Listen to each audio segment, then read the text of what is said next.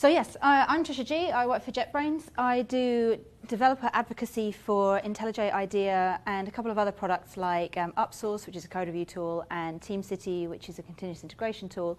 But mostly, I joined JetBrains because I've been using IntelliJ for like 6 years, and it's amazing. So I thought I'd go around and tell everyone else how amazing it is. So I will be using IntelliJ throughout the course of this presentation, but this is not an IntelliJ presentation. Obviously, this is about building Java 8 applications. So the whole goal of this tutorial is to move away from just showing slides or having some books and small tutorials on Java 8 and start trying to build something a bit more real, a bit closer to what we do in our day-to-day jobs as developers in terms of Java 8. I normally go through a bunch of caveats as to what's going to go well and what's going to go badly in something like this. This is an interactive tutorial. Usually I run this as like a really intense, like 1 hour quick fire. This is how to write Java 8 applications, and you lot don't get to say anything. So this way we're just going to do it nice and relaxed. We'll go through it slowly.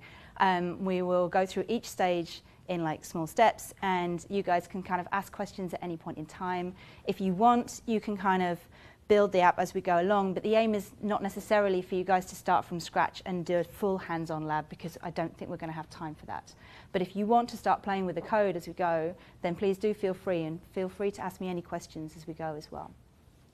So Java 8 features. So we're going to go through a quick overview of what came into Java 8 for those who perhaps aren't that familiar, or a recap for those who are. We had a lot of things go into Java 8. It was a big release.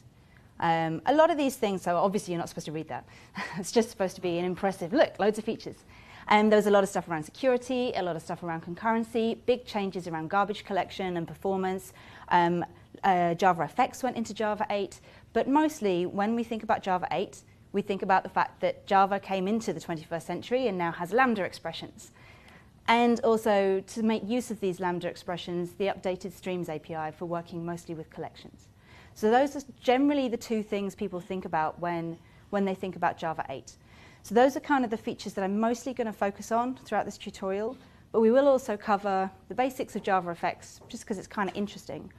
Whether you use it or not is a different matter, but it's quite interesting to look at Java effects.